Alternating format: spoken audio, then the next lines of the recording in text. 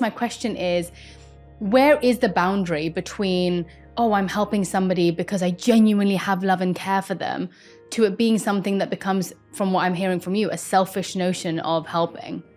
Well, Terri Cole is a psychotherapist and relationship expert. She's the author of Too Much, a book that focuses on breaking the cycle of high-functioning codependency. high-functioning codependency is you being overly invested in the outcomes of the people in your life to the detriment of your own internal peace. I'm the only person that can fix them. I'm the only person that's going to be able to give them this advice. I'm the only person that's going to be able to figure out what they need. And then I was like, did they even ask for that? Yes, but here's the thing, right? What is real love? In our world, we talk about holding space for people. I don't think most people even know what that means.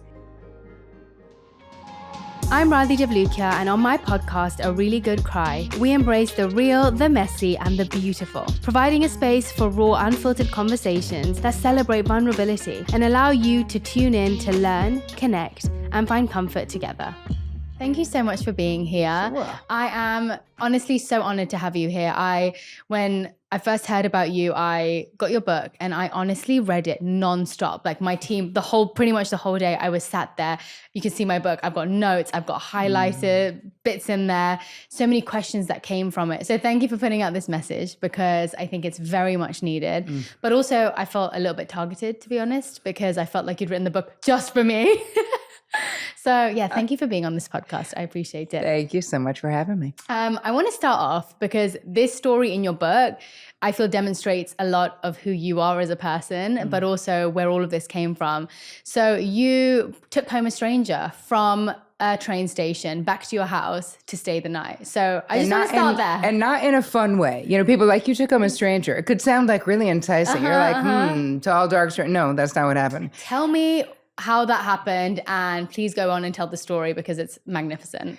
I used to, for no reason at all, go to my therapist was on Long Island, even though I was living in Manhattan. So right there, people are like, that makes no sense. But she was my therapist in college. I just wanted to stay with the same person. So I would take a train every week out and walk a mile to her house and then walk a mile back and then take a 10:30 p.m. train. Yeah. So I'm on the train, done with therapy. And I see this kid in my mind. Now I'm about 22 and he's about 19. Okay. And I'm like, immediately my helper pinger goes off. He's got like a metal t-shirt on. He's holding a little blanket. I was like, where the hell is this kid going at 10:30 at night in this desolate station? So we get on and I started talking to him on the train and I'm like, oh, where are you going? He was like, oh, I was supposed to, I got hired to drive a car back to Indiana and they just canceled it. So I go, well, where are you going? He was like, I guess I'm just going to sleep in the station. I was like, what station?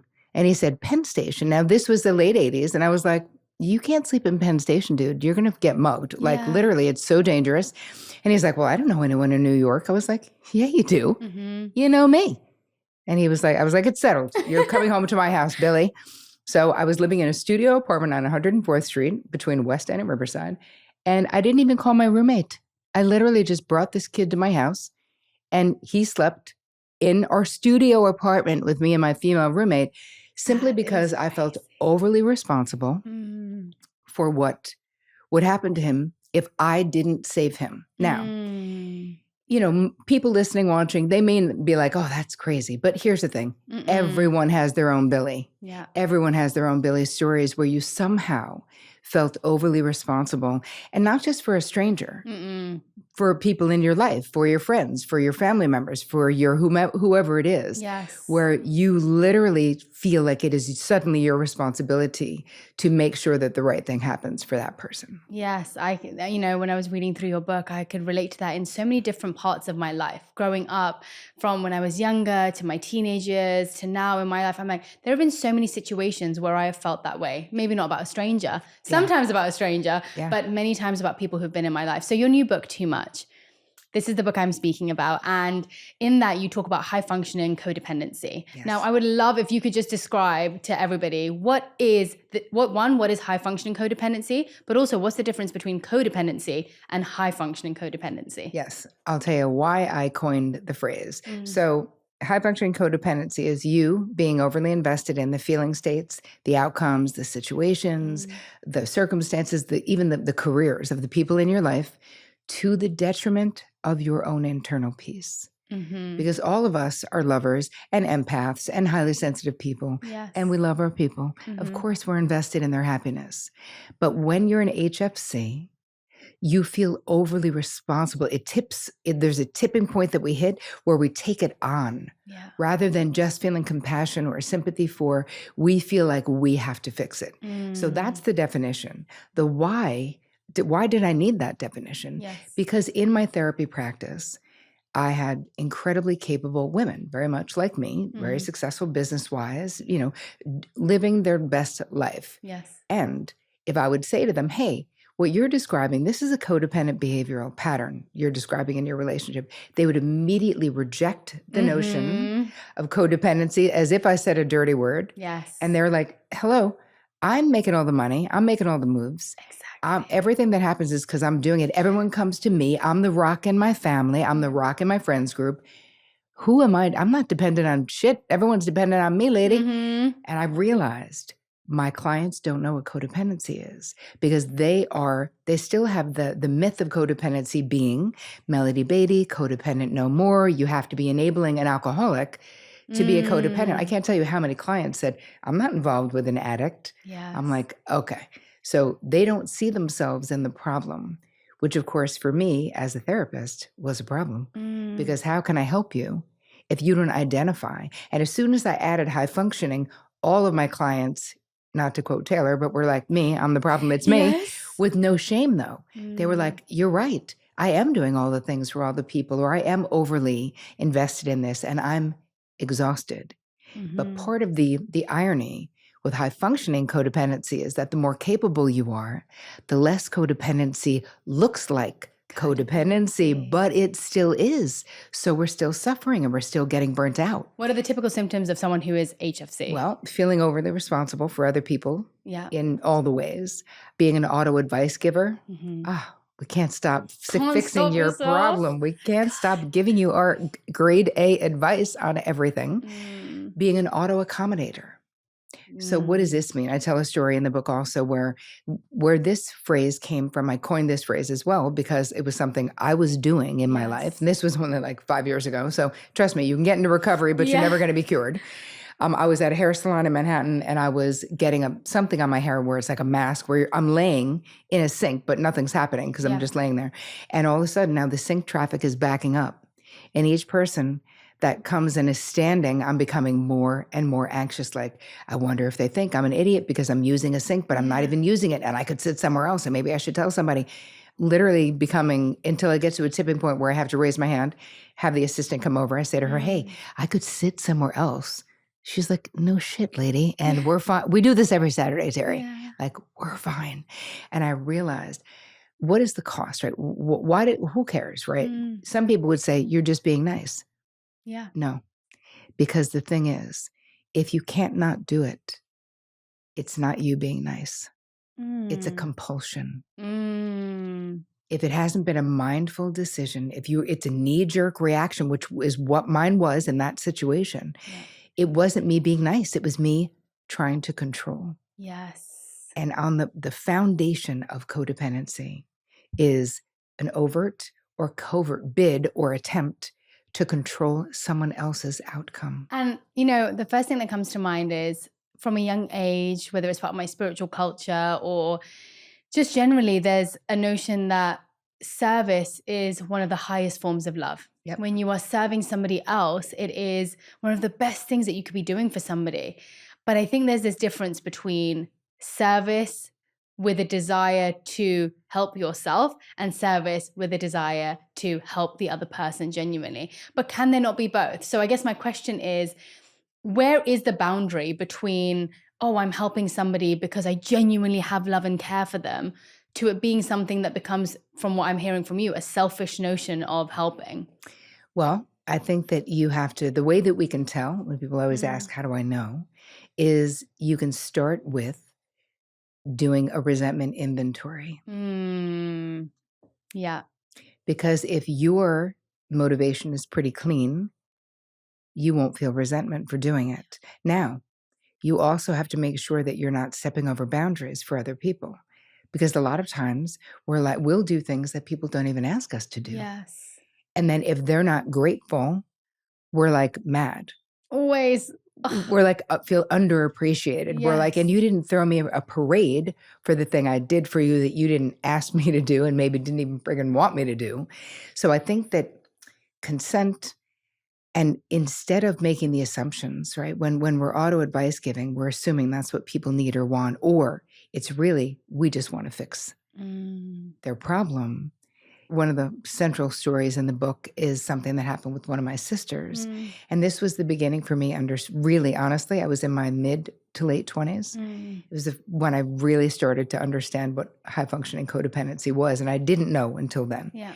So my sister was in an abusive relationship, living with this guy in the woods without running water and no electricity. She was an alcoholic and he was doing crack and abusive. So it's just an HFC's nightmare. Yeah. Right? I love her to death. Can you imagine, think about one of your siblings in that situation? You're like, all hands on deck until we get her out of there. Like, what do we need to do? Exactly. So I was failing to get her out of there. And I was crying to my therapist for God knows, probably the 50th time, saying, what am I going to do? I've done everything. And she said, Terri, let me ask you something. What makes you think you know what your sister needs to learn in this lifetime and the way she needs to learn it? And I was like, so mad. And I said, I think we can agree she doesn't need to do it with a crackhead in the middle of the woods without running water. And she said, Tara, I actually can't agree to that because I'm not God. I can't agree because I'm not God and neither are you. But do you know what's happening for you? And I was like, obviously not. So please clue me in what is happening for me. And she said, you have worked hard to create a pretty harmonious life. Because I stopped drinking when I was 21. Like I've been on a spiritual and mental health path for many, many years. And she said, and your sister's dumpster fire of a life, I mean, I'm paraphrasing, but that's what she was saying, is messing with your peace. So you want to fix her so your pain can end. I can relate to that so much. You always think that, like for me, when I was reading, I definitely have those tendencies. And I have this notion from a young age, whether it's friends or relationships, whatever it is, like I'm the only person that they will listen to. I'm the only person that can fix them. I'm the only person that's going to be able to give them this advice. I'm the only person that's going to be able to figure out what they need. And then I was like, did they even ask for that? Did they even ask for my help? They've told me all these things. I'm observing all these things that they're doing. But my problem is when I experience that, whether it's friends, family members, relationships, how do you stop yourself from, because if I'm picking up the phone to them, I can't not say something. Right. I can't not say, you need to stop this. We need to figure this out. Let's figure out a solution. How can I create a way that I can have a relationship with someone who is going down a terrible path without controlling them? Without controlling them? Because that's what that is. But it's without feeling like I can help them. Yes, but here's the thing. What is real love, right? What is real love? In our world, we talk about holding space for people.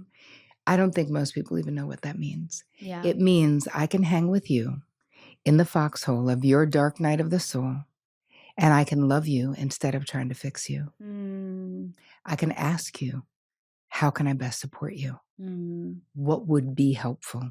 What you can say, though, I have scripts galore. So what you can say when your friend calls and she's got a disastrous, terrible idea, and you want to talk her out of it so badly, instead, when she's telling you, you're going to say, okay, so tell me about this idea. What do you think you should do? Tell me about why now with this? Tell me. Stop talking, more listening. Create expansion. That's holding space, is when your friend's like, I don't know what to do. I'm going to quit my job, or I'm going to break up with my husband, or whatever it is. And you go, and they go, I want to know what you think. And even though that's like just so seductive that you want to just tell them all the things, instead, you're going to say, okay, before I say anything, I want to know what you think you should do. But then would you say that somebody who's going down, like, let's say you know somebody really well, let's say it's a family member, and you can see them slowly going down a path that's going to lead to their detriment. In your book, you say that sometimes people have to hit rock bottom to really want to change, to really want to make a difference in their life. So as an observer of somebody that you absolutely love, would you say that you just have to sit back and do nothing? No, I think that, listen, there's a lot of gray in between auto advice giving and watching them light themselves on fire, right? There's two extremes here. In the middle, you can say, I'm concerned. You can say, I love you.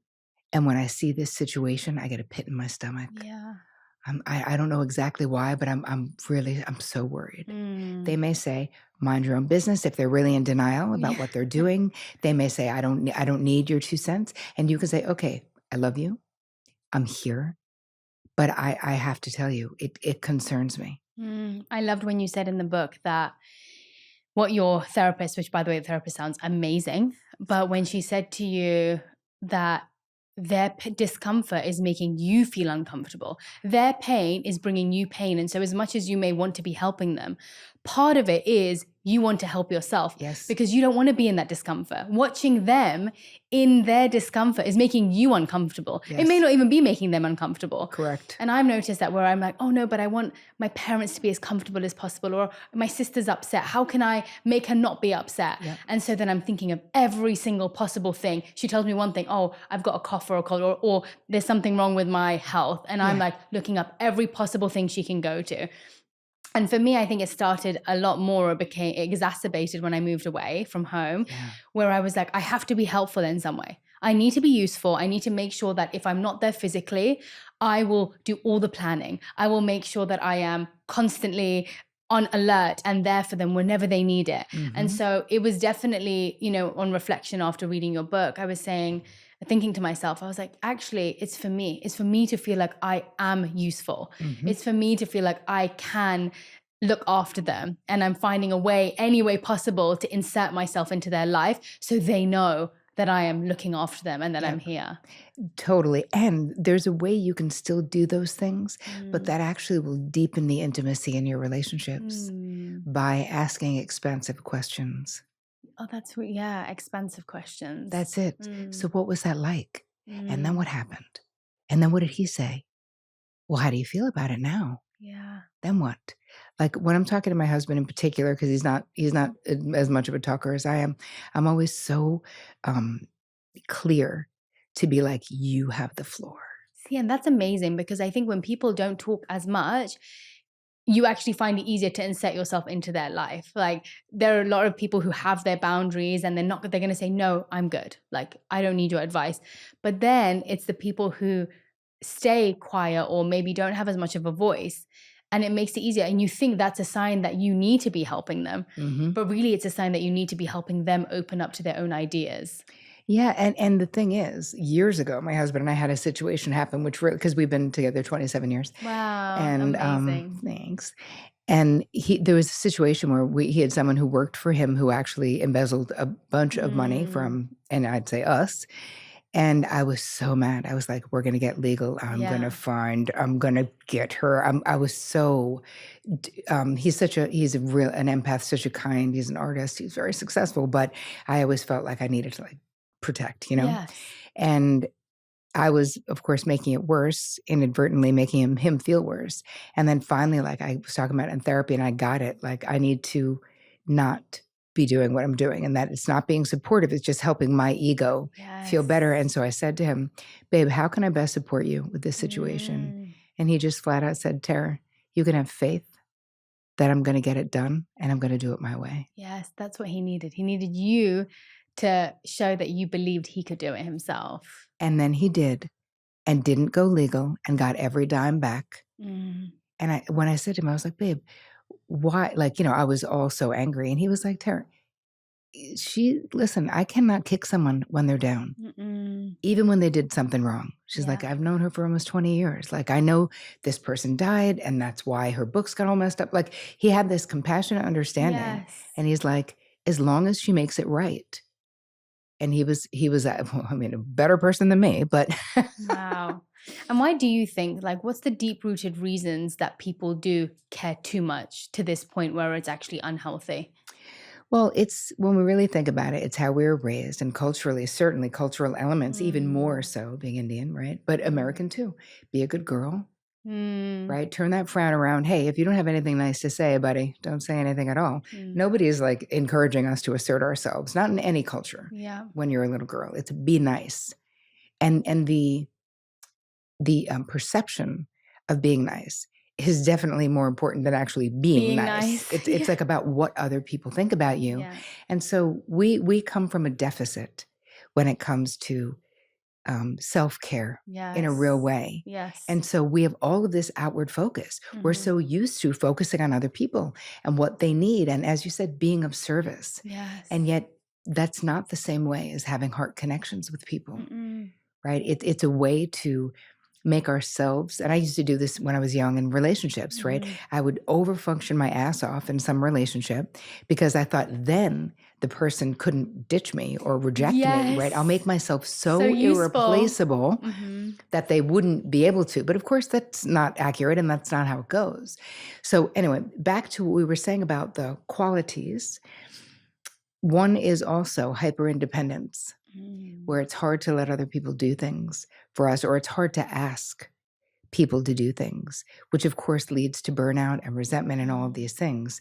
And there is a phenomenon, though, which I think is interesting, and I think you and Jay have it, and I think my husband and I have it as well. If you marry someone who's even more of an HFC than you, which you did, and so did I, because I don't even need to know more about him than I already do to know that that's a good union, because they're the one person, or at least that person you allow to do things for you.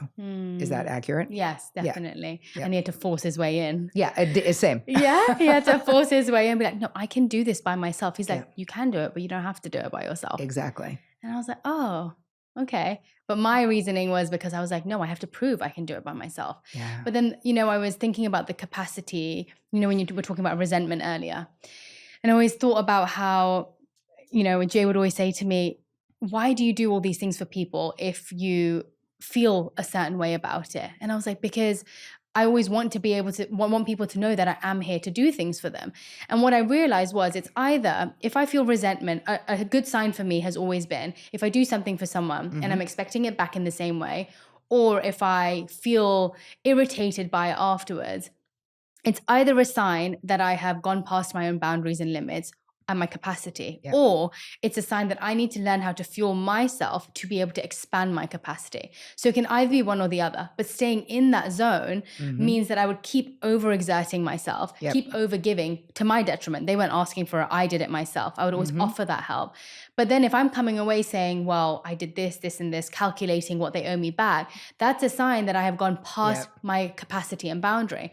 But I do believe that there are ways that you can replenish yourself if you have this practice of constant replenishment, where you can probably keep expanding the ability to give, where you then don't feel that resentment. You then don't feel that calculative, how am I going to receive back from this person? But it takes so much inward work and so much giving back to yourself to be able to feel like you can give more and more. Yes, and. Yeah, please. So that's one way of looking at it. Or we can get really clear about what is our motivation behind for giving, right? Because mutuality, when you think about what is the opposite of codependency, it's interdependency or healthy dependency, right? Where I can depend on this friend when I'm low. I know that they'll step up for me, and then they can depend on me when they're low. They know I'll step up for them. Like there is something so important. So I don't know that it's about giving more, right? Because I'm pretty sure you're giving plenty, because there's no HFC I know who's not. Yeah. But again, there could be a spiritual angle to that, because that is also praised and well thought of, as you said, like being of service. But I think the real importance in your close relationships in particular is the mutuality and all of us being better listeners. Yes. And not meaning let's let people, toxically dump on us, talking about the same bad situation they're in, never changing. I'm not talking about that. I'm talking about our addiction to auto advice giving and knowing the answer, kind of. And here's the thing with HFCs, we're good problem solvers and we're smart and we're very capable. And you want to be like, I have an idea. I have a thought. Yeah. I know what you should do. I got the resources. Exactly. Yeah, let's do it. We're already, I'm already texting someone, I'm Googling, I'm underlining the book for you. I can't, how many people can I buy this book for? You're looking for a house? I've sent you about 10. Exactly. Yeah. One of those is. Before we stop talking. It's so true, because we're so high functioning. Yeah. But what changes for you and for the other person when you just become open to sharing the attention. Like, tell me about your experience. If my husband is an artist and he also will go into like war zones and like draw on the spot war. I don't know. Believe it or not, that's a thing some people do. Who would want to do it? He does. But he'll be telling me a story about something like that. And I will be like, let's get some food. Let's sit down. Like, I want to hear the whole thing from beginning to end. No co-opting of that story. There's no need for me to say, oh yeah, I know what you mean. Because one day when I did blah, blah, blah, just you, babe, just you telling me everything about those 6 weeks that you were in Kabul or wherever the hell it was. You know what I mean? And letting him know that what he thinks his experiences, especially when I'm not with him, are important. Because it's not like we're not together. We've been together so long. It's not like I'm talking to him for an hour while I'm in New York, or where I'm wherever I am when I'm in LA, right? While he's in New York, I'm texting like, hey, babe, good night. I love you. See you tomorrow. You know what I mean? But if it's something that's important that I feel like I'm missing, I want to make sure he gets it. Like, he has my full fucking attention all the time. Because he's literally still the most interesting person I've ever met, Yeah, so it's really so much more about listening and hearing. It's like, okay, you may think you know better, but listen to everything before you even give a comment. Listen to everything before you even speak one word. Yes, and what my therapist said to me after my sister thing, after she said, you don't know, and then I was like, okay, well, what do I do? She said, boundaries. So that was the beginning of my boundary life, where she was like, you don't have to talk to her about this guy.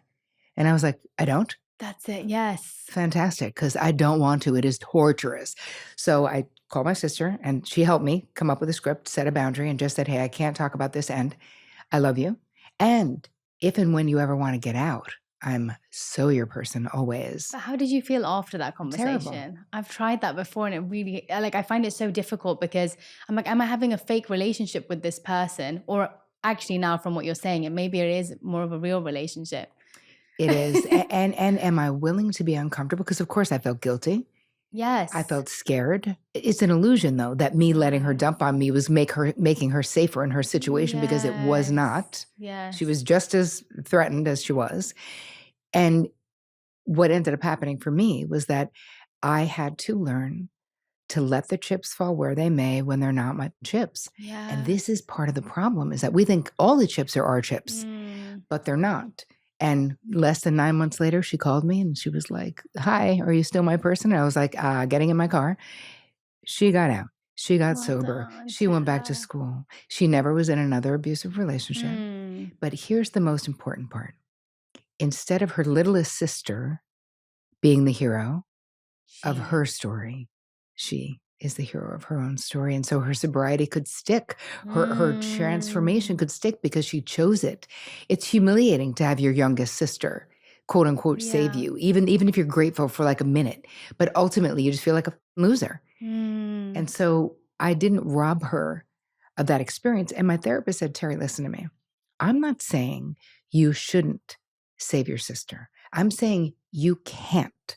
It is an impossibility. So what you're doing, you're just throwing shit at the wall, trying to see what will stick. But the bottom line is that it is not your situation to fix.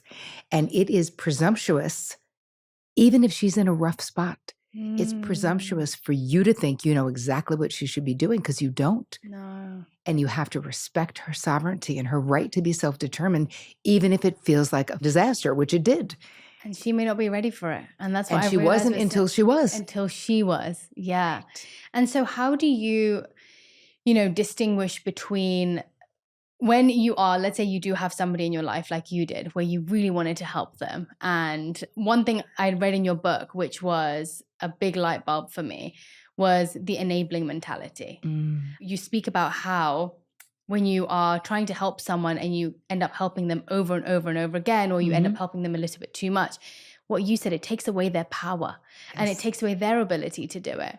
And so what is a way that we can create help in someone's life, and where do you start knowing the boundaries of where to stop helping? Because let's say someone's happy to take the help, because there are some instances where they'll say no, but there will be instances where they want to be a bit lazy and they don't necessarily want to put in the work themselves.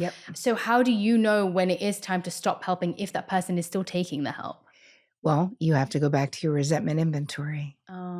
Because if you can't do it without feeling resentful, which eventually it'll become too much, then you know you're giving, exactly as you said before, past your capacity. Yes. And I think we want to make a distinction between when you're overgiving to someone.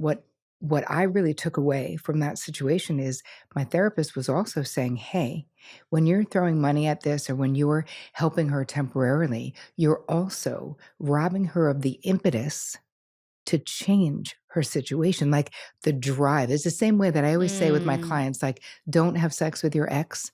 When people are like, it's just sex. I'm like, but it's not. Yeah. Because energetically, you're dispersing the energy that would help you, because energetically we're like, your energy comes out and there's like these little hooks that go out and hook things.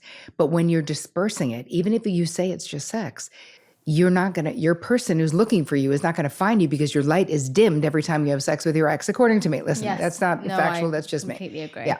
And this is the same thing. Yeah. That she needed to get to exactly what you said, a certain bottom where she had had it. Not that I had had it for her. She had to have had it. And only then would she be ready to go and have it stay because, she had left and gone back before. But when she was ready to go, she left and never went back. It stuck.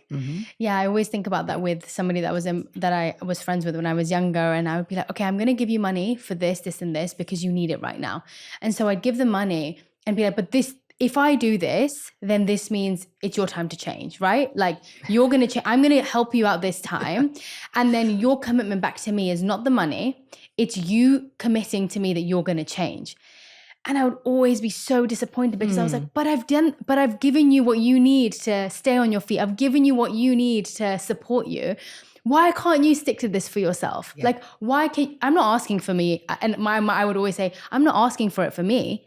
I'm saying all I want in reciprocation is for you to do it for you. Right. But here's the thing. You were asking for it for you. Know. Right. So this is what we realized. Yeah. That you not living to your greatest potential or you being in a terrible relationship or whatever the person is doing or you about to be evicted, right? Whatever it is, that you saving them. Another thing that happens is, especially with kids, is that what is the messaging? When we save you, my message to you is, I don't think you can do it. Yes. And you don't even realize you're doing that. Yes.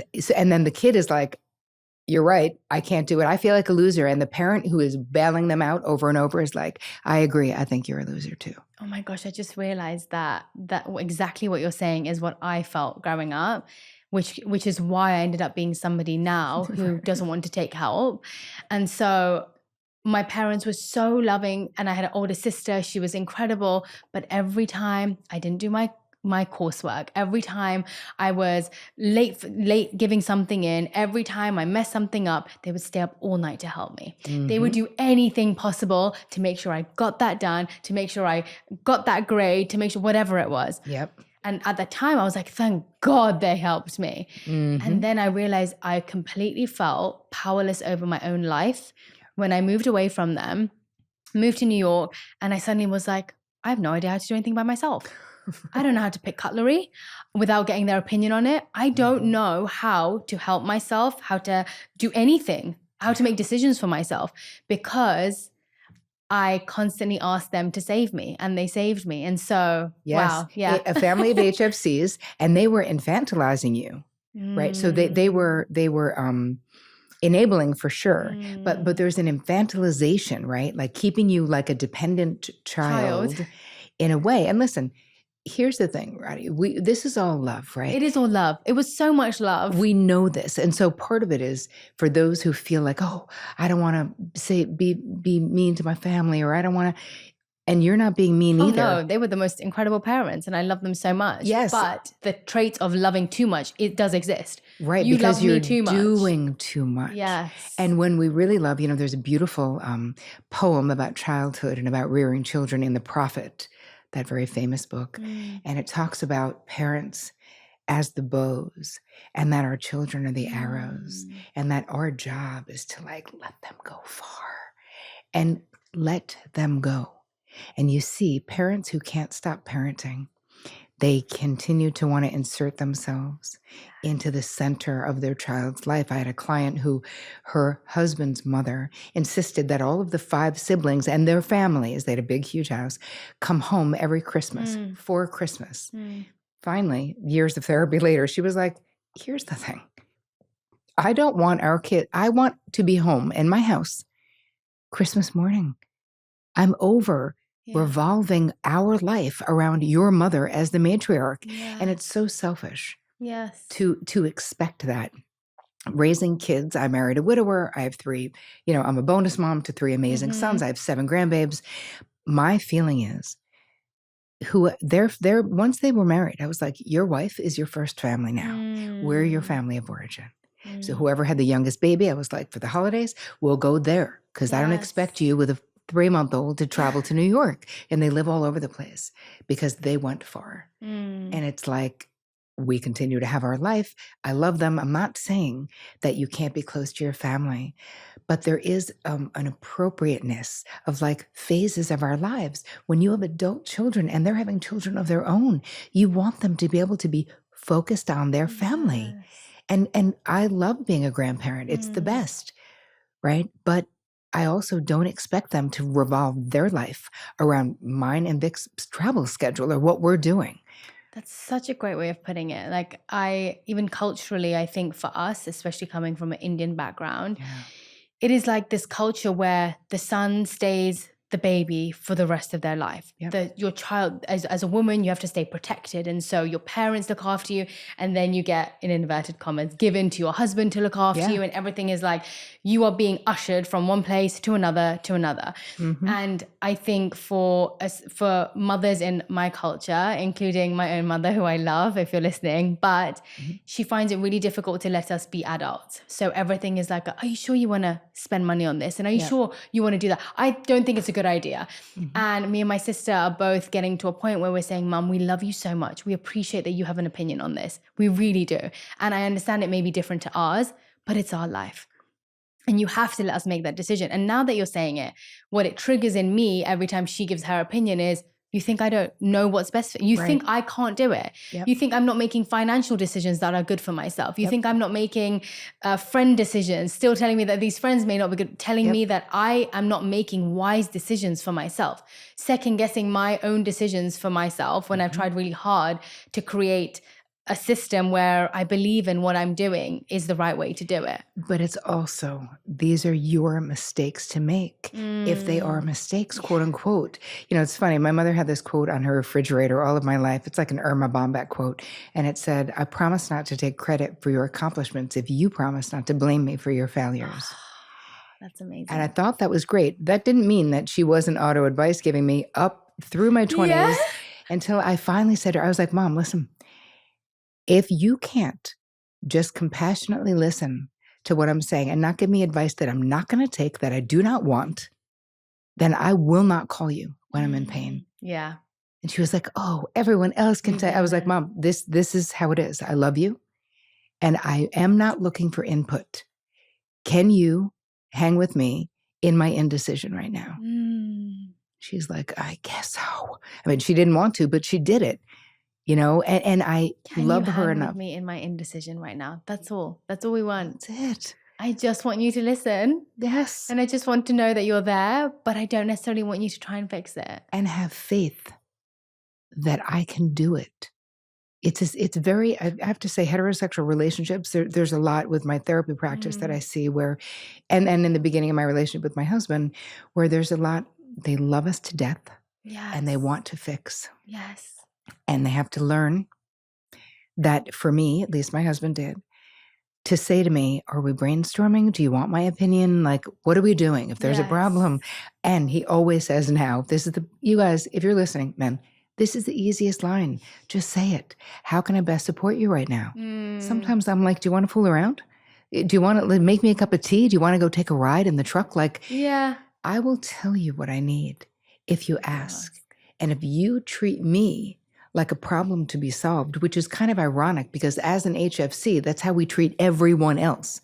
Like, people are projects, right?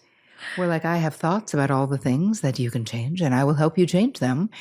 But nobody likes that. It is the same way that you feel about your mom and how I Just felt about thinking that, I mine. was like, gosh, I've done the same thing, and I'm telling her off for doing it. But it's okay because you're learning and we're growing and we're changing because we don't want to be HFCs. don't. We want to be HFCs in recovery. And Yes. let's paint a picture of what that looks like, can we? Yeah, please. Now I need to know. 'Cause What can I look forward to? Exactly. Well, first of all, in some respects, it's a lighter lift when you really understand what is your side of the street in your relationships. You will stop in a panic with all this urgency, feel like you have to come up with a solution for what other people need to do. You will realize, that is not the most loving thing to do. And that helped it change for me because I do see myself really as a loving person. And when I really got that it was more loving to say, well, what do you think you should do? But then what do you think might happen? I think that's the only way I'd be able to do it. You telling me and saying, think about whether it is the most loving thing to do. That is what would get me out of it. Yes, me too. Because otherwise, the urgency you spoke about, I feel that. I'm like, I have to do it right now. Yep. I have to stop everything I'm doing and I need to find the solution for that person now. Yep. And it's debilitating. It's like you can't think of anything else. You suddenly feel your heart go into your gut and you're like, Yep. I have to fix this. But it's the child within you that feels that way. And it's the same for me. Yeah. And so we have to tend to those little kids and say, hey, everyone's okay. Yeah. It's all going to be okay. This is just a moment in time. This person is not fragile. We are not fragile, right? They're going to be okay. And when you stop the auto advice giving and the auto yes and all the automatic behaviors, it requires what you already have. I know you have a meditation practice. It's like this creates more internal space. And then think about the people. Who do you auto advice give the most? Because certain people will trigger for sure these HFCs behaviors more than other people. Yes. For whatever reason. Yes. And each of us has a different story as to why that is.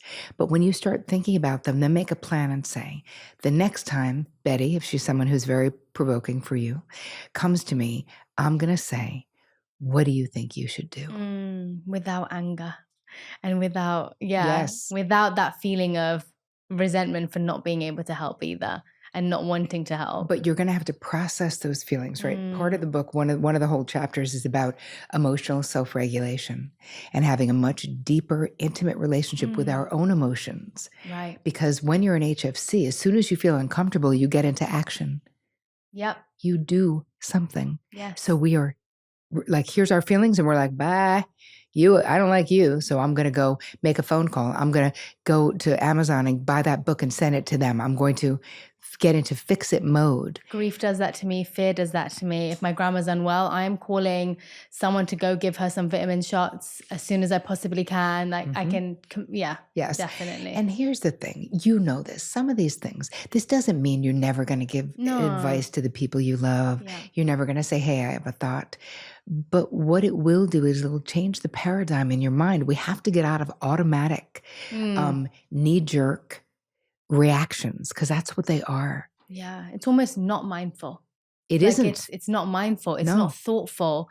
It's reactive. That's it. And even if you think it's loving, if it's a reaction, it's controlling.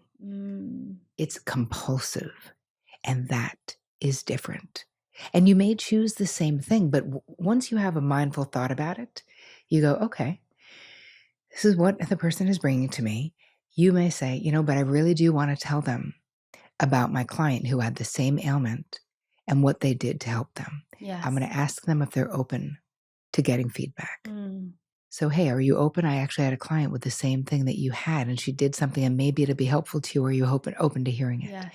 And some people will say, well, that sounds so weird. You're going to ask the people in your life if they're open to hearing it. Yeah, you are, because that's called having respect for their sovereignty.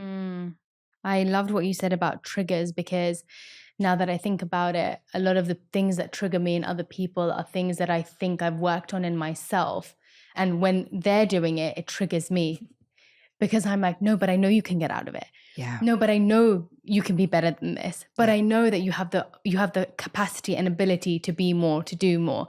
And I think it comes from this fear of what I have been in the past. Yeah.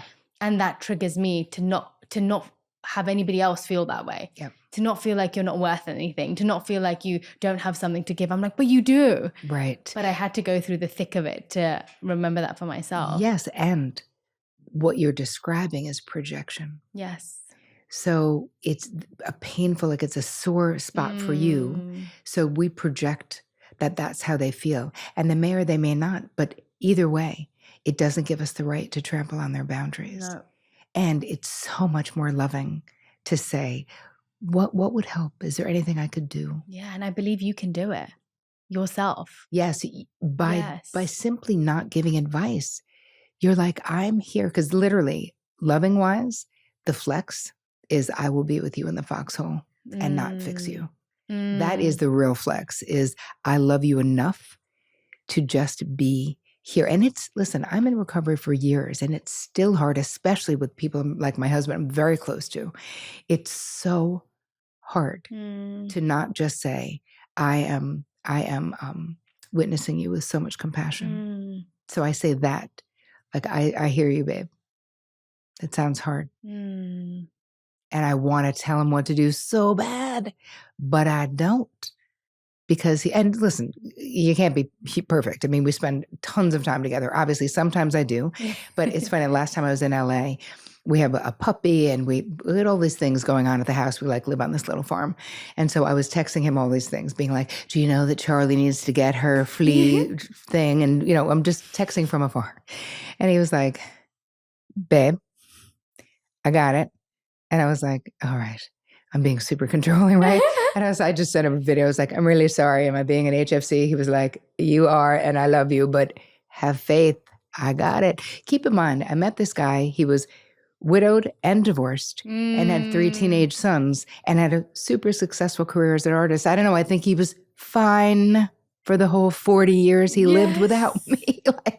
I'm like, oh, he really needs me to figure out when the lawnmowers are coming. He's like, yeah, he texted me, babe, I got it. But anyway. It's also the best distraction from your own self, you know? The best distraction for your own self is busying yourself in somebody else's business. Yes, it is. Whether they asked you for it or not. And that's also what I find I do. Sometimes if I find my emotions are overwhelming, or if I'm really worried about my grandma and everything that's happening with her, let's say when she was unwell, I would find somebody else that I could, because I can't fix what's happening there. Like, okay, she's in treatment right now. Sure. She's doing, there's nothing I can do there. Okay, but who else can I find to fix? Because I can't fix you right now. That's out of my reach. That God's going to have to handle because I can't treat you. But that friend over there looks like she needs help. She could be doing so much better. Let me just do that so I don't have to sit in this emotion of grief and worry, because fixing you at least makes me feel a bit better in another way. Oh my God, that's so true. And it's actually such a good point. I'm glad that you brought it up about how it's the perfect way to avoid our own stuff. And here's the thing also, Radhi, nobody's checking on you. Nobody's checking on me. No one's like, gee, I hope Terry's okay. They're like, obviously she's fucking okay. She's always okay. I've created that. Yeah, of course we have. We all have. Yes. It is the illusion. And so part of the process of getting into recovery is allowing people to know the truth when we're not okay. Like asking for help, allowing not just Jay, right? Allowing other people, because it's one thing, like when you're us, you have one designated person where you're like, now you I trust. I know you're doing it out of love, but they would have to be Jay's head over heels for you, my husband's head over heels for me. It's like, it would have to be to such an extreme that I was so positive he was never going to screw me over. Do you know what I mean? Yes. And that took a long time. And honestly, even when I'm in moments of feeling that way, it takes a lot for me to even show up and show that I am in pain to him, even though he sees me every single day. Same. I'd have to he'd have to really see that I'm being a bit off character. I mean, are you okay? Yes. Are you okay? Yes, I'm fine. I'm just stressed out about something. Or I'm just anxious about something. Then eventually, and he's patient enough to keep asking, I'm like, I'm just really worried about this person, or I'm just really struggling with this. And I'll have a breakdown often. And when it gets too much, but I really have to practice being vulnerable on a regular basis, because I think I've gotten so used to other people being vulnerable to me that when people are messaging me, telling me about their things, I'm like, oh no, I'm fine. I'm doing great. Yep. And I'm like, oh, but it's just because I process it by myself. Like, that's what I always tell myself. I'm good at processing things by myself, so I actually don't need to tell anybody. This is where that hyper independence comes in, though, where we don't want to be a burden. Yeah. And when I was actively HFC, I really didn't want to owe anybody anything. Right. I'm happy to do for you. Yes. You doing for me, not so much. Bit controlling, isn't it? I'm not that interested in that. And my mother, in the beginning with my relationship with Vic, actually had said to me, because Vic would want to drive from New Jersey to pick me up in Manhattan just to drive me back to New Jersey. And I'd be like, I could just go to Penn Station and take the train. It's so much faster. And my mother was like, Terri, why are you depriving him the joy that he gets out of doing? Love it. He wants to come scoop you up. Let him come in and get you. That's the reciprocation. And that's what I've realized. I've stopped the reciprocal action of someone being able to actually give me love is in them being able to do something for me. Correct. And I block it. I'm like, no, actually, I don't need your help. Okay, so you don't want me to love you. No, I actually don't want you to pick me up. I don't want you to help me on this situation. But it's blocking all these people from having a more deeper, meaningful relationship with me. Because that is what human interaction and love is, right? Like, it's reciprocal. It's you, and it doesn't have to be helping in that way, but you do something for me out of love and I'll do something. And the actual receiving of the gift is just as important as the giving of the gift. Yes. My mother said, look at it like this, Terri. See all of those nice things as him handing you a blue Tiffany's box. Would you slam that on the ground and stomp on it? Because that's what you're doing when you say no. And I was like, I don't like that image at all, Mom. No. But she was like, but I think it's true. And it really helped me be able to be a better receiver. If people want to get into recovery, a crisis can throw you back into being an active HFC. So just know that someone being sick can just make you go off the rails and feel like you want to control everything. So it's okay. You can have a little relapse and you can come back. But the things we have to get used to is Cheryl Richardson has this great book called Let Me Disappoint You. So we need to realize that sometimes we have to disappoint others to not abandon ourselves. And any relationship that is built on your self-abandonment is not a healthy relationship. No. And most people who really love us don't want that. We're doing it voluntarily. So realize it's okay. And even if your friend wants you to do something, but you have an important thing the next day and you can't go, it's okay that she's disappointed. Yes. She can love you and be disappointed. You can love her and be disappointed. Like, it's all right. And the other thing is that we really have to allow, as you were saying, we have to surrender to what is. Maybe your friend isn't ready to change. Breathe in that expansion of just surrendering to what is true.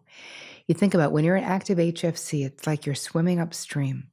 And like you're laboring so hard. You're looking, there's that tree. And then you're like, that same tree, like how am I not any further up this river? And when you're in recovery, it's like you flip over and float. And now you can see, right? It's like you're going with the flow.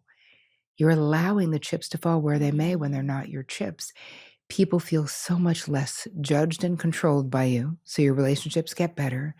But you have so much more bandwidth when you're not bleeding it left and right, because what ends up happening really is that we have a glass ceiling of our own making.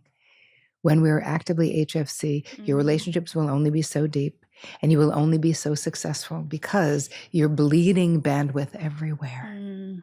I was thinking about how I imagine when you're in recovery, one thing I would have to figure out is knowing what my value is in someone's life beyond it. Does that make sense? Like, how do you figure out, because if your value that you've put on yourself in their life or in that relationship is I am useful because I do this, this, and this, it's creating almost a brand new relationship of beyond me.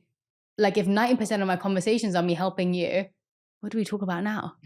Like, how do I create a new method of communication? How do I find a new value in our relationship beyond me helping you? Well, I think part of it is you have to question your own relationship to worth and value. Exactly. And you really have to grasp that by virtue of being alive, you are worthy. You are valuable. Look at babies. Look at puppies. We don't look at babies and we're like, so are you going to make me dinner? Yeah. Right? We just love you. We just love the shit out of you. You just exist. You don't do anything. You just eat and poop and fart, and we just can't get enough love. You are that baby. I am that baby. And so the worthiness is already in there. Right. We learned somehow in life that we needed to be utilitarian, Right. to be of value. But now we're sort of reclaiming our birthright, which is our inherent worth.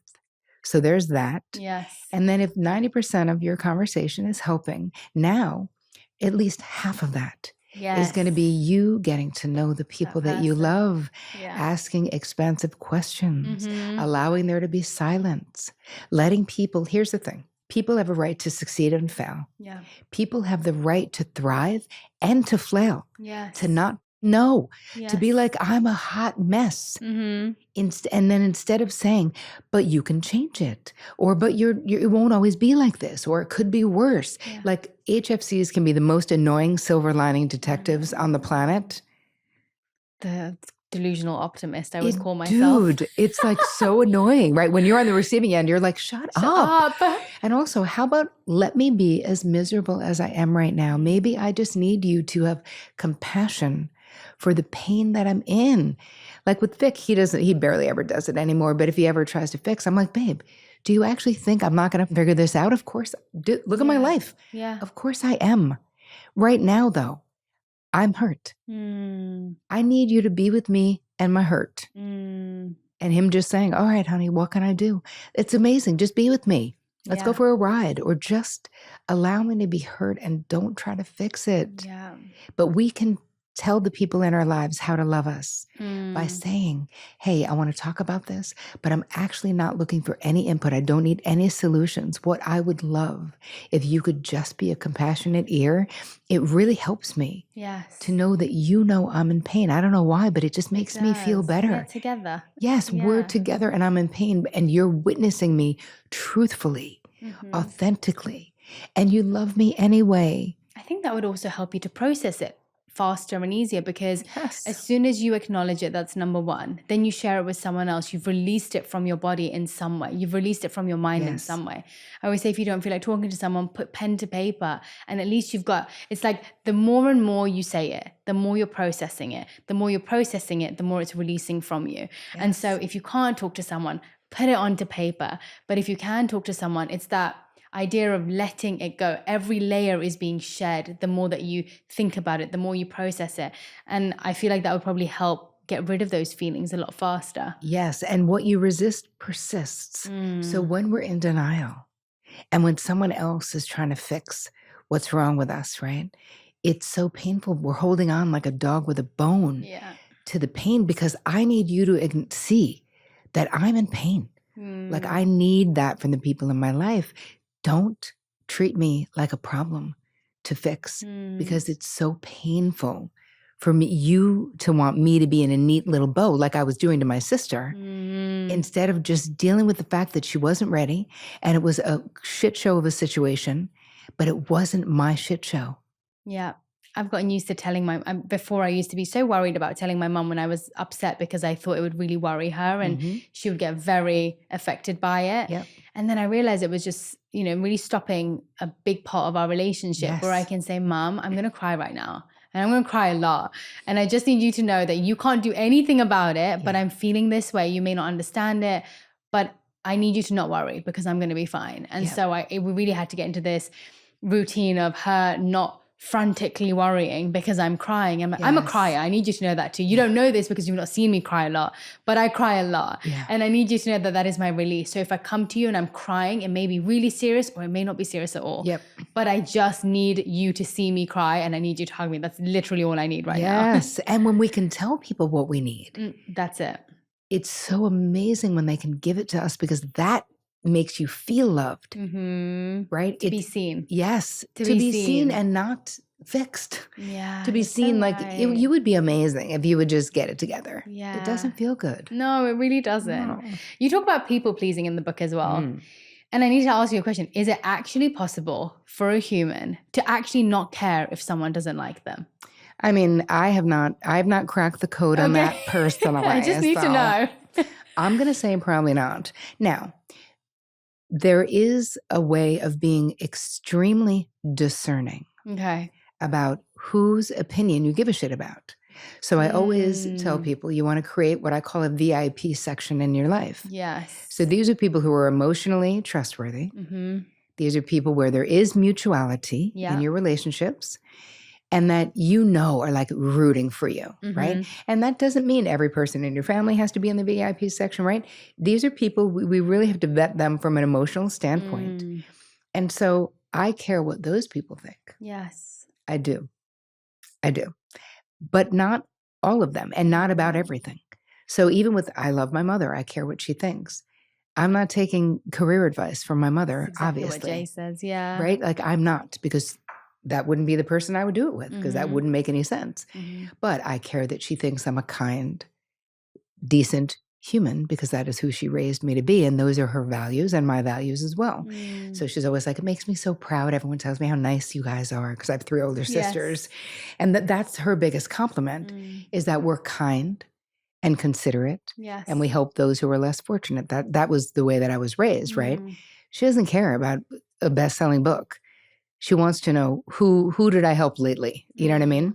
And what do you think is the mindset behind someone who, because I've struggled with this a lot, especially since I've, gotten an online platform and had a wider amount of people seeing me on a daily basis. And, I think lots of people struggle with this online. How can one decide when you're thinking about what someone thinks about you too much? Like, at what point do you, I know you said it's about the people who are within your vicinity that you are emotionally invested with, but how can you stop worrying, or what is the mindset behind caring so much about what people that you don't even know think about you? Well, I think that, listen, all of us who are influencers in different fields have to deal with it. This is reality, because it's part of our business model, right? It's like, so it isn't like Instagram isn't just fun. It's like what we're doing, because this is where our clients are. This is where the people who are buying books are. This is where, and they're fans. I mean, they actually are.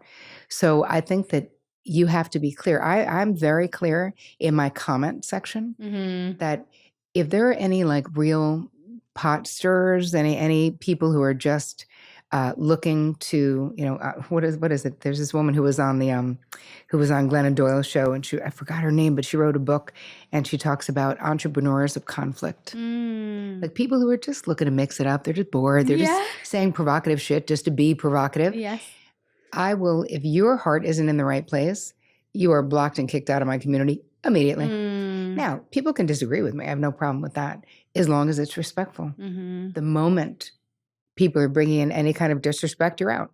And I don't owe you any explanation. You know why? Because this shit is free. Yes. Are you paying me to watch me on Instagram? You are not. And I have 650 videos on YouTube that are free. Yes. If somebody had no money, you could literally have mental health by going to my YouTube channel, because I wanted to even the playing field. I was like, it shouldn't just be people with money can have therapy. That doesn't seem correct. So I'm always putting out like the highest quality free stuff that I possibly can, because I want everyone to be able to do it. And even there, my team knows, and everyone knows, I've got rules of engagement everywhere where we're not giving each other advice. I'm the only therapist here. Yes. If anyone's giving advice, it's just me. It's a one-way street right now. That is correct. This is not a democracy. This is a benevolent dictatorship. And I'm the dictator. I think that when I reflect on why I have cared so much in the past, I really think, one, obviously there's a sense of really being in a state where you have more self-worth, but also I think it's when you're speaking from a point of authenticity. I know when I have felt most alignment, when I felt like my words are matching my thoughts and my actions, and everything feels like it's in flow, and I'm not being another person online, I'm just being myself. That is when I care much less about what other people are saying.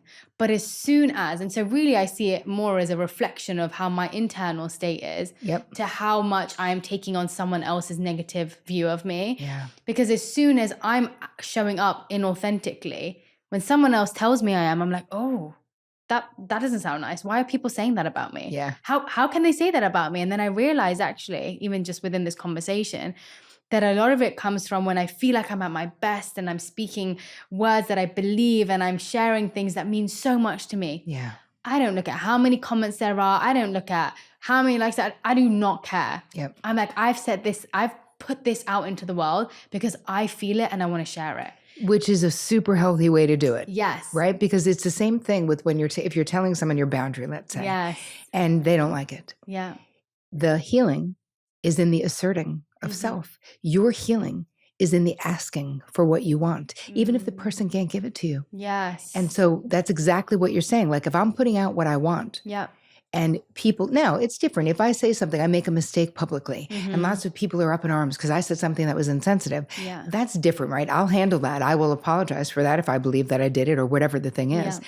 But there's something about having all these eyes on us as influencers. And I, it's not even like I'm not even that influential, but more and more and more as it grows.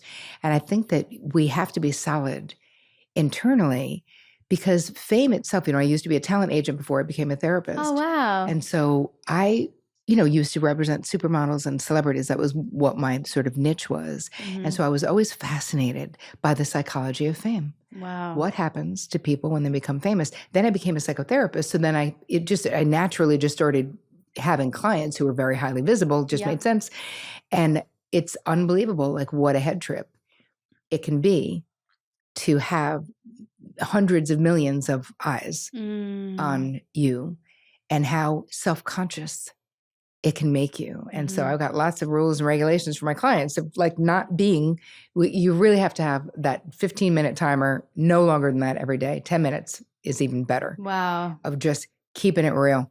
You can't get in there. They cannot climb into those comment sections. Yes. No, I agree. And I think that the more you just end up showing up as you. And I think about that even when it comes to physically showing up. Like whenever of course, unless you're like a beauty influencer, you're doing makeup stuff. But for me, what really helps is if I show up and I'm just no filter, putting no makeup, speaking certain words that I know mean something to me, then I'm so much less anxious when I'm going into the public world where I'm actually meeting people. Like I always used to think when I would meet people, they would feel like they meet a different version of me because I'm actually quite an introvert when I meet people for the first time. I'm really comfortable behind the screen. I'm really comfortable with my core friends and the people. But if I'm in larger environments, you might get a shyer version of me that they're not expecting. And so sometimes just being able to show up in the same way online as you would as to a person when you meet them allows it to be less discrepancy. I feel like there's just this duality that you end up having. Yeah. That keeps fighting one another when you show up as something else, and then you end up having to keep up with all these different versions of yourself, and it's so draining. It's so true. When I first started being public with this in 2009 or whatever it was, one of my friends, Danielle Laporte, was like, I would do my videos and be all like therapy-like, and I'd be all like pearls and shit and be like, and Terri Cole or whatever I was doing. And she was like, where's my Jersey friend? Why don't you curse in your videos, Terri? Why are you not being funny? You're so funny. Yeah. And I'm like, well, because I'm a therapist. Like a therapist. I don't think this is what people are expecting. She's like, dude, don't even go down this road. And actually, she was the first person who ever really encouraged me. Yeah. She was like, Terri, just be yourself. When you walked in the door today, I have to say this, when you think of what a psychotherapist is, or like someone who's in that field, you do think of someone who's like serious. And, you walked in and my team was like, oh my gosh, she walked in and she cursed when she walked in. We love her energy. Like she is. And it's true. Like as soon as you walked in the door, I felt who you were. You sat down here and you are who you are. Yes. And it creates less discrepancy for you, but also for the person that's experiencing you. It is literally the same person that walked in the door, that sat on this chair and is speaking in the mic. So I appreciate you doing that so much. It was really great to experience that from the moment I met you. Right on. And hopefully that lets other people in my vicinity, I hope. I mean, that's not why I do it. Feel comfortable to be themselves. Yes, definitely. There was one other part that you said in your book, which I really loved. You said unhealed shame can show up in our lives as perfectionism. Could you explain that a little bit? Because, I think that would be really useful. Well, think about what perfectionism is. It's like we're working so hard to be above reproach. So no one can tell us we did it wrong. And then we become, it's so like we've internalized the shamers, whoever those were in our lives. Because most of us, hate to go back to the scene of the crime, but we need to, because most of us, it's family of origin stuff. So we take it on ourselves to be like, I'm going to do everything so right that no one will be able to say anything about me. So I will keep myself safe by being perfect. And the thing is, obviously, there is no perfection and life is messy as hell. Yeah. Love is messy. Success is messy, right? Success includes failure, which, if you're a perfectionist, is like death, where you can't even deal. And a lot of times perfectionists will not do things outside of their comfort zone if they're not masterful at it. So your life gets small if you're not good at it. And the thing is, adventures and learning new skills and learning a new language, all the things that make life juicy and amazing, it's like you don't do them because you're not good at them. Because you have to become a beginner again, and that's too scary. Yes. Because what if you fail and people see it? Yes. And then that activates that shame. It became such a cage. I feel like I went through that. Well, but I think mine was more from a state of feeling like I wasn't good at anything. And then when I found something I was good at, and people were like, oh, you're actually really good at this, and this is great what you're doing, and it makes sense for you, to then go back to doing something else that made me think I could fail at this. Yes. That was scary to me. Yes. But then I realized exactly what you said. I was in a little cage that I'd created for myself, but I wanted to say yes to things, and I wanted to try new things out. And I wanted that excitement in my life of trying something new and failing and experiencing and getting things wrong. But it was literally like I'd built this little cage around me of like, no, this is your safe zone. Yeah. This is what you're good at. Stick to that.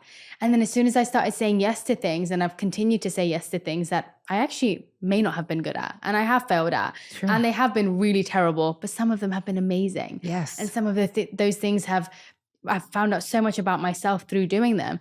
And I'd be so sad if I hadn't taken that opportunity to learn that about myself. It's so enlivening to be in a learning curve. Yes. Right. Think about what that feels like when you start to get good at something. It's so exciting. What is the cost, right? We've already talked about relationships. We understand the cost to us is exhaustion, TMJ, autoimmune disorders, insomnia. There's so many things that I've seen in my practice over the many years. Cancer, MS. I mean, there's just this state of hypervigilance that most HFCs are in is really bad for your nervous system. Right. There's a whole entire chapter on nervous system stuff. What we're doing when we are always thinking about what this person should do and going into the future and being like, is this, because anticipatory planning is another behavior that HFCs will employ, which is making sure if you're going to be with someone who's difficult, you make sure you think of everything that could go wrong. Uncle Bob likes this kind of booze and he's a pain in the ass. I'm going to make sure I have that kind of booze, and he doesn't like Uncle Jimmy, so I won't put them together. And I'm going to twist myself up in a pretzel and light myself on fire so all these people can be warm. That's basically me planning our family holiday. Yeah, totally. Yeah. Oh my God. 100%. And it's absolutely exhausting.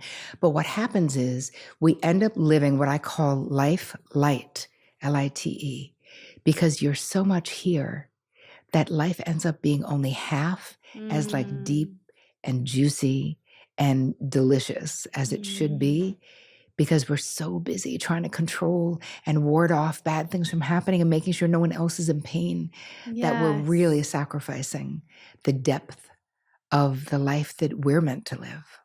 Dr. Gabor Mate says this, and he said, when you're living in someone else's mind, you're not living your life. When you're constantly in someone else's mind, worrying about what they're thinking about you, what they're thinking about, you're not present in your own life. Correct. And that really hit me. I was like, that's so true. I'm not observing my life. I'm not actually, I may be physically present, but I'm not mentally present here. Only half of me is here because I'm constantly living in someone else's mind. And he says that even about the perception that someone has of you. If you're constantly thinking about how they're seeing you, who even are you? Right. Are you experiencing who you are? Right. But yeah, thank you for hitting that, because that's a great point to make. Thank you for this. Exhausting. It All is of exhausting. We need to rest. Yeah, you're right. I always think about when I think about what rest I need. And I was so used to thinking rest is just, okay, I need to wedge out in front of the TV and I need to sit and I need to do nothing. And then I realized there's so many different types of rest. There's mental rest, physical rest, emotional rest, spiritual rest. What does that look like? Yes. And so sometimes I would have a full weekend of rest, what seems like rest, but my mind is still going. Yep. So I had to distinguish between what type of rest it was I needed. Is it social rest? But sometimes all I need is no planning, no nothing, no keeping to time. Just being and allowing myself to physically be and mentally be present in whatever I'm doing. And that for me felt like rest. Oh, I love it.